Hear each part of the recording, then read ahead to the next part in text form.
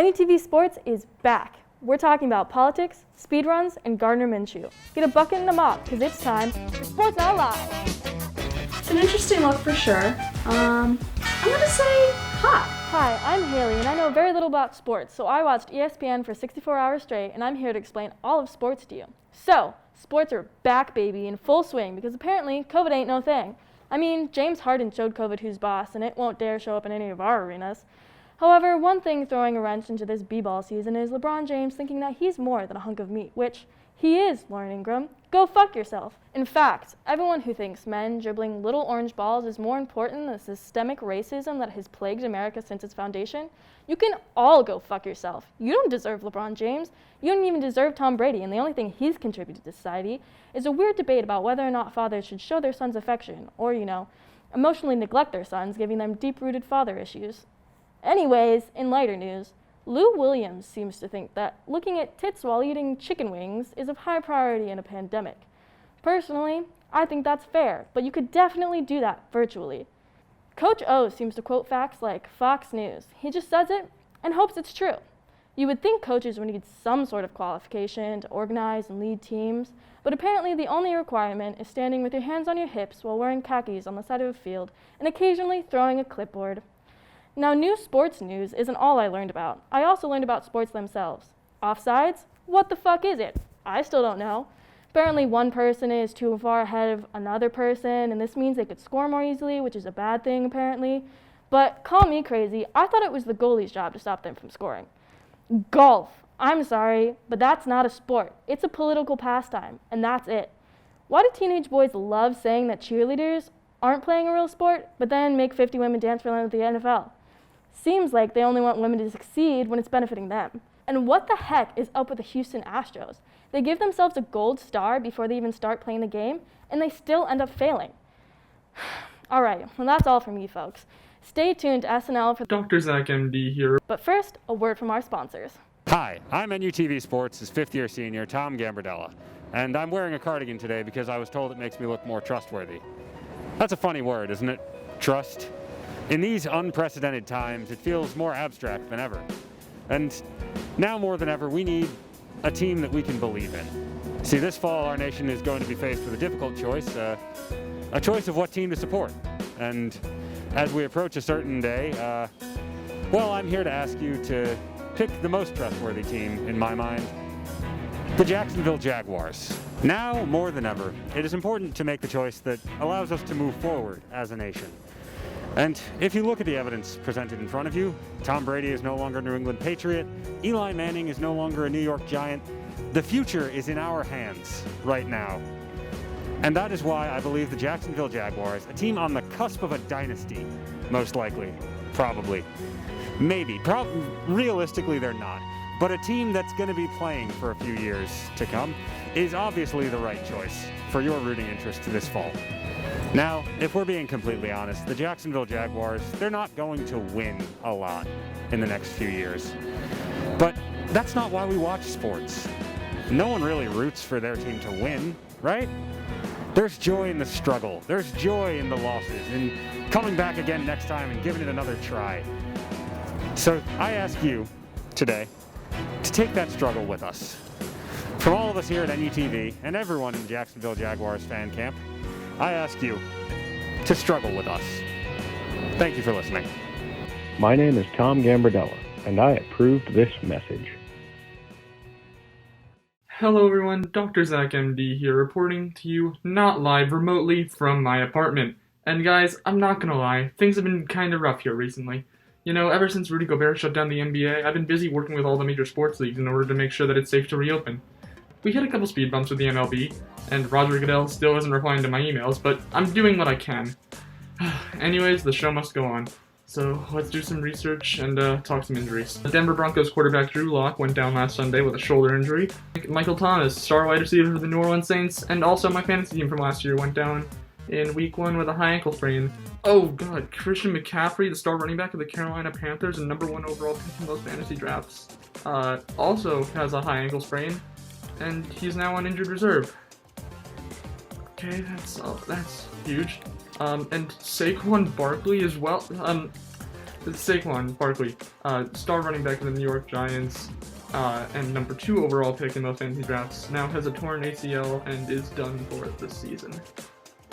What's going on with all these injuries? I mean, come on, let's see. We got Nick Bosa, Raheem Mostert, Cortland Sutton, Jimmy Garoppolo, Von Miller, Solomon Thomas. This is insane. We're only 2 weeks into the NFL season and so many star players are injured. I mean, the Giants and Panthers don't have an offense anymore. The Broncos and Niners don't even have a team anymore. I mean, why is this even a comedy segment? Are there even any ethical ramifications of me making a comedy segment out of serious injuries to star NFL players? I mean, who am I? Who are you? What's happening? I gotta go. Welcome back to Uncompromised, the sports talk show where nobody is right, especially the experts. My usual co-host Stephen B. Anthony is out with a dentist appointment today, so I have with me NUTV sports correspondent Hugh Wright. Thank you, Hopper. It is a pleasure to be here with you today in the studio.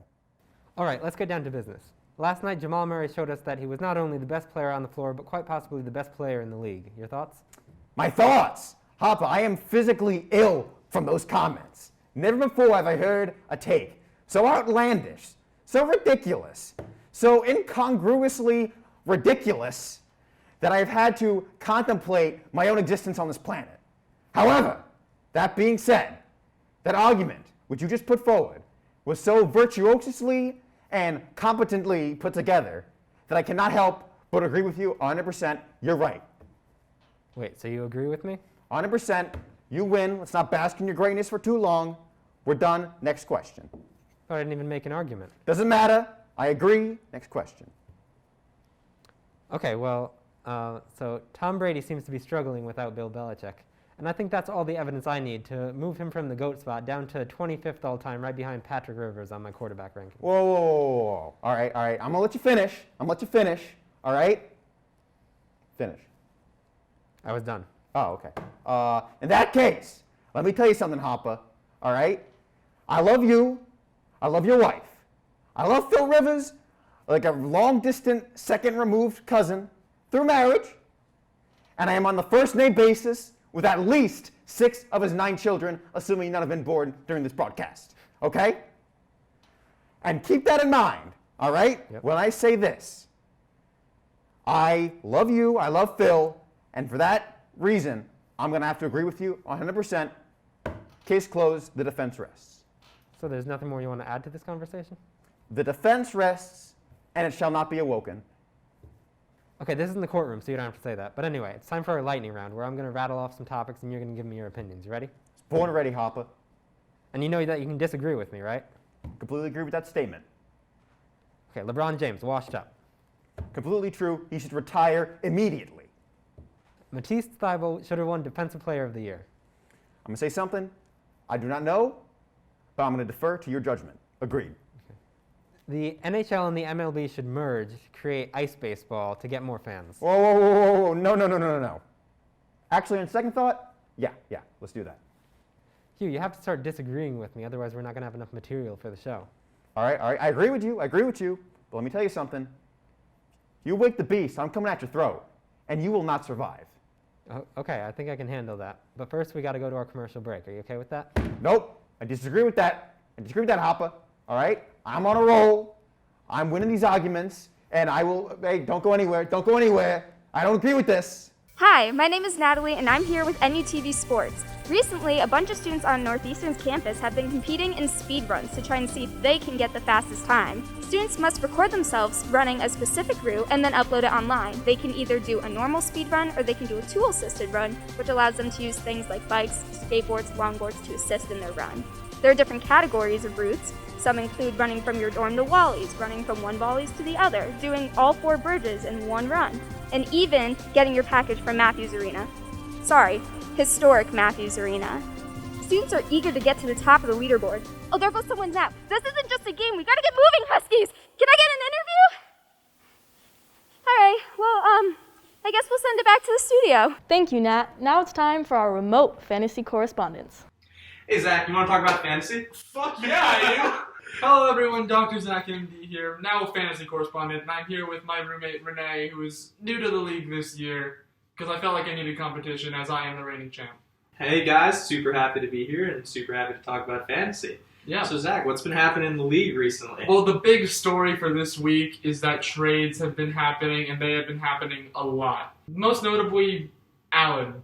What else is new? Allen Robinson is overrated. Allen Robinson. He's the only Allen in the league with an Allen first name. That is the asset of the century. Last year, he traded literally everyone on his team. Literally at the end of the season, he had nobody from his original team that he drafted on the team. And now it seems like he's falling back into old habits. There were a lot of blockbuster trades this week, and we're going to go over them. Taking it right up from Allen, he engaged in a trade with Dallas Churro Boys, otherwise known as James. You know, the trade was a blockbuster trade. Patriots quarterback Cam Newton, Cole Beasley, Travis Kelce, Stephon Diggs, and Josh Lambo. That's a were lot. all traded for Jerick McKinnon, Michael Gallup, Derrick Henry, and Kyler Murray. What's your thoughts on that trade? This is a blockbuster trade. Who got fleeced? Who got fleeced? I feel like I need to have this in front of me. There are so many players moving. It's a lot to take in at once. I think definitely Allen went out in this trade, but who knows what's going on at this point.